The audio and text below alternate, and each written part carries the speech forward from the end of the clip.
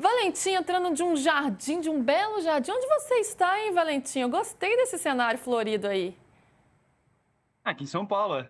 Não tô, Ó, eu queria estar na redação aí com vocês hoje, mas não posso. ó como tá bonita, tá vendo a florzinha ali, ó, PVC? Não, ó, não, curti, achei chique, achei chique. Agora sempre tem que entrar Que assim. flor é essa? Ih, PVC, eu não vou saber. Que Não flor... sei. Você Aí você sabe, PVC? tem que perguntar pra minha tia Heloísa. Minha tia Heloísa sabe qual é a flor. Não Não Ah, sei. vi. você tá na casa da sua tia, Valentim? No caso da minha tia Heloísa. Sim.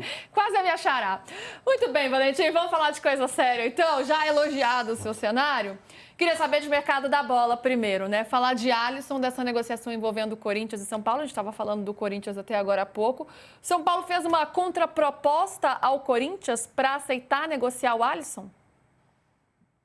E uma bela contraproposta, né? Vocês estão vendo aí, o São Paulo pode lucrar até, no total, 5 milhões só com um empréstimo de 1 ano do Alisson na Neoquímica Arena. Ou seja, seria um empréstimo avaliado em 1,5 milhão de reais. Essa grana entraria, logicamente, no início, no ato da confirmação da operação. Depois haveria mais 1,5 milhão caso o Alisson jogasse 45 minutos em pelo menos 25 partidas em 2026. Já temos 3 milhões aí. E ainda tem uma cláusula de multa pro Alisson poder jogar majestosos, então partidas justamente contra o próprio São Paulo. Essa cláusula é avaliada em 2 milhões de reais. Se o Corinthians ativar tudo, daria 5 milhões de reais, mais uma vez, só pelo empréstimo. Ainda haveria uma cláusula de opção de compra no final desse vínculo para o Corinthians ativar ou não, a depender da sua preferência no fim do ano. Isso renderia mais uma bela grana para o São Paulo. A ideia do São Paulo é tirar o máximo do Corinthians nesse empréstimo, é isso que eu tenho escutado. Ontem a gente falava na casa de 1,5 milhão de reais pelo empréstimo, Valentim. Teve algo que mudou de ontem para hoje? Porque, na nossa opinião aqui, era um valor realmente baixo, né? 1,5 milhão para você emprestar um jogador aí para o seu maior rival. Não, o São Paulo ainda aguarda a resposta do Corinthians. A contraproposta na mesa do Marcelo Paz é essa. O São Paulo espera. O que eu escutei é isso. O São Paulo não quer lucrar só pela via de entrada, pela via de confirmação do empréstimo. Quer lucrar por 3 vias, ou seja, com a confirmação do ato, com eventual multa para o Alisson jogar os majestosos e, se o Corinthians colocá-lo bastantes vezes em campo, pelo bônus. Então, isso aí daria 5 milhões mais a opção de compra no fim do vínculo, ou seja, se o Alisson jogar bem, renderia grana ao São Paulo, e se o Corinthians quiser ter o Alisson, ainda precisaria pagar mais para o São Paulo. Se o Alisson cumprir essas etapas, jogando bem, na teoria, voltaria de graça para o São Paulo no fim do vínculo. Então, para o São Paulo, a ideia é, na pior das hipóteses, o Alisson é emprestado, nós lucramos 1,5 milhão. Na melhor das hipóteses, ele joga lá, rendemos 5 milhões, mais o valor da opção de compra, e a gente, entre aspas, acaba perdendo um jogador que não era titular e que queria se transferir para o rival. Então, o São Paulo vê essa operação como muito positiva. PVC, por esse valor fica bom? Fica muito mais razoável. O São Paulo está fazendo a gentileza de liberar o Alisson, levando em conta que o Alisson não quer ficar no São Paulo e o Crespo não quer que ele fique.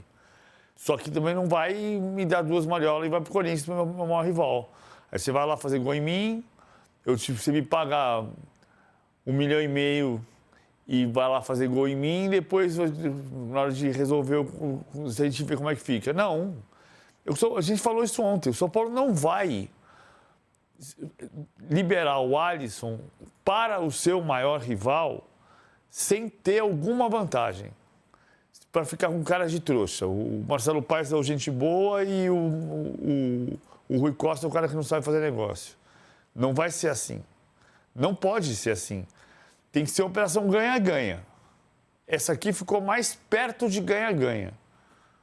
Melhorou um pouco, Melhorou. Né? Pelo lado do São Paulo, que o jogador não deve ser tão utilizado porque já não teve tanto espaço com o Crespo e ele quer ir embora. Então, o São Paulo tentando, né, fazer um negócio de uma forma que fique bom para ele. Como apuração e informação é a prioridade desse programa, PVC, temos uma apuração sobre as flores, hein? Danilo Lavieri. Ele entende, não sabia que ele tinha Ele disse que é uma bromélia. Esse conhecimento. Ele diz que a flor que está em cima de você é uma orquídea. Vamos abrir ali para a gente ver as flores, gente. Eu confesso que eu não reconheci... Não, do outro lado, Valentim. Eu reconheço que eu não reconheci a orquídea. E ele diz que do outro lado é primavera. E atrás, aí eu reconheço que é uma jabuticabeira. Atrás é uma jabuticabeira, mas essa é a apuração de Danilo Lavieri. Mas não é verão?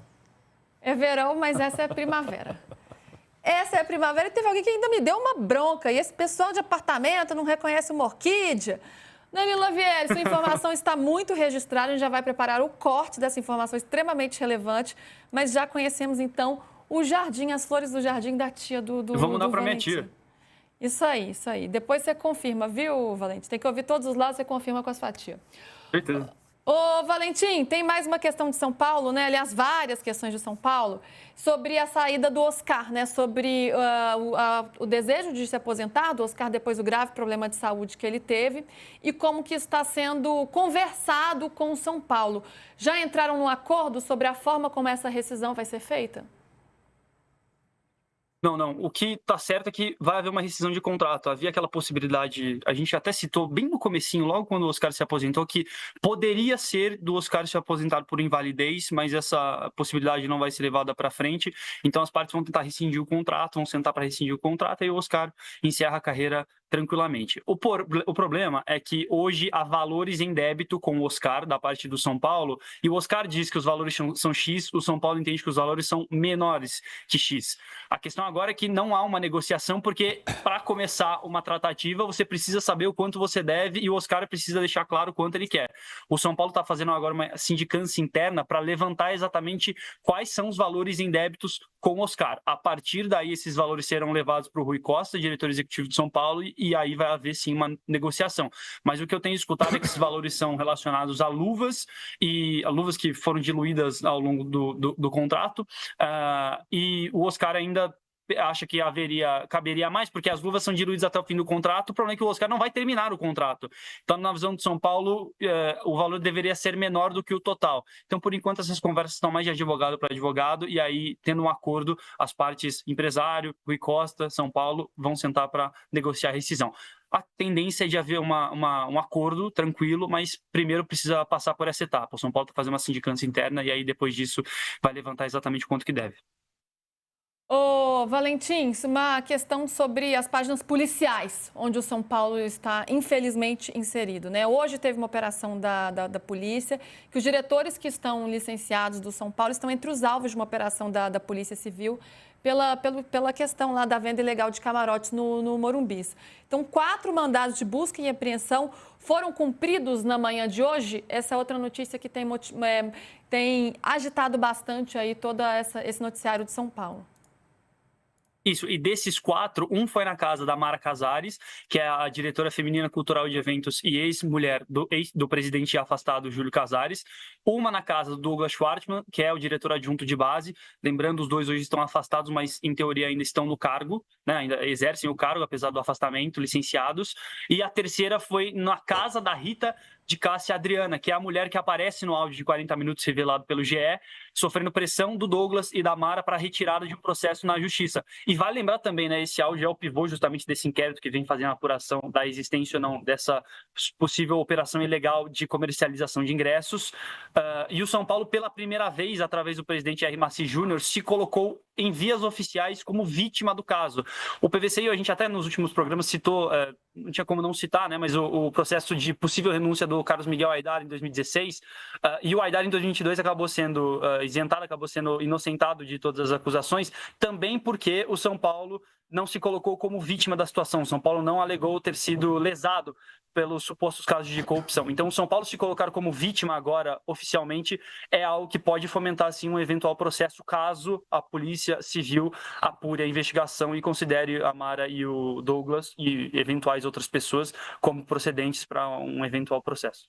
PVC, a investigação está avançando, né? E a gente está vendo aí os passos práticos que a polícia vem tomando. Como que isso repercute no clube? Que desdobramento isso pode trazer? Eu acho que tem essa pressão que o Valentim acabou de dizer. A gente está dizendo, a Polícia Civil está dizendo claramente para o São Paulo: São Paulo, se comporte como vítima. Não vamos admitir que você diga que não foi lesado. Nós estamos investigando as coisas. Estamos vendo que você foi lesado.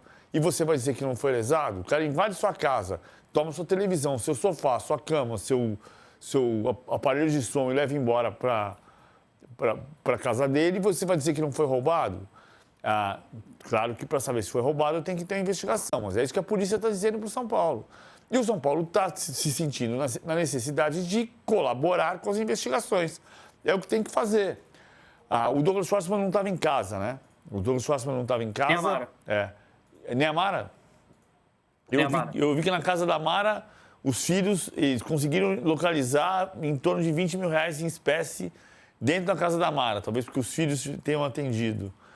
Foi o que eu ouvi no rádio, na verdade. E não falei com mais ninguém.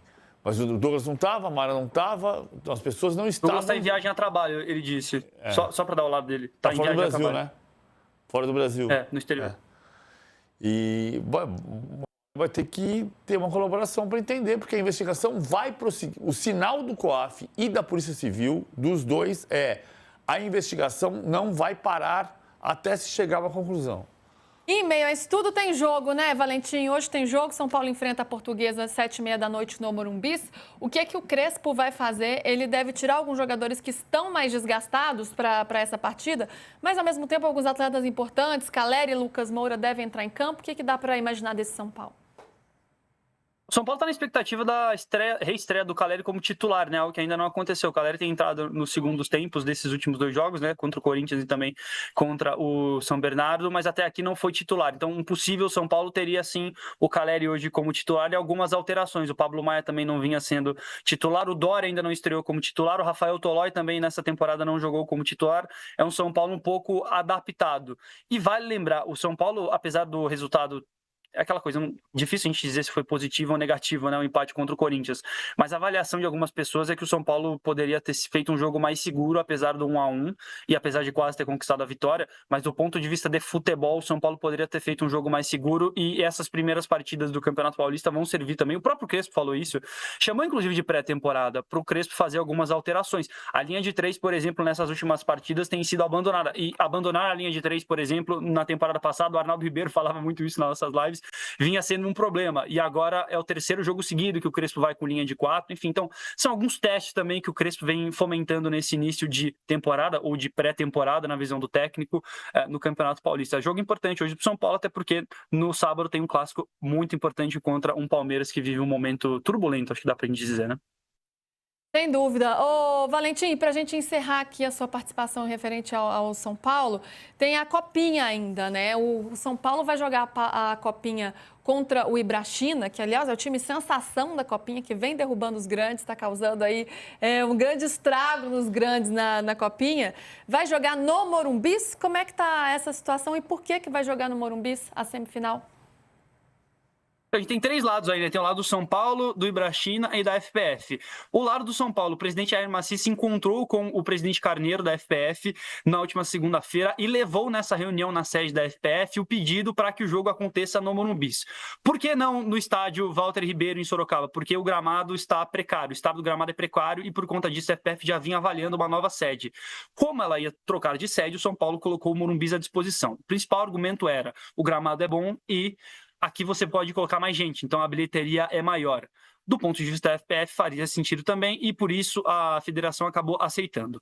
Eu falei com gente do Ibrachina e a pessoa em off me questionou, na verdade, por que um grande jogaria em casa, sendo que é algo que tradicionalmente não acontece na Copinha. Os clubes grandes de São Paulo, os clubes relevantes do estado de São Paulo, normalmente não jogam nos seus próprios estádios na Copinha. O São Paulo vai fazer isso pela primeira vez em muito tempo, aliás, sob essa justificativa. A gente tentou contato com a FPF, mas a assessoria de imprensa ainda não nos respondeu. Tem uma matéria no site do UOL, assim que a gente tiver essa resposta da assessoria, a gente pode colocar por lá. Mas por enquanto que tem isso. São Paulo fez um lobby interessante ali, por meio do Jair Massi Júnior, presencialmente, pessoalmente com o presidente Carneiro da FPF, deu a ideia que foi acatada pela FPF. São Paulo deve jogar 2 jogos seguidos no Morumbis.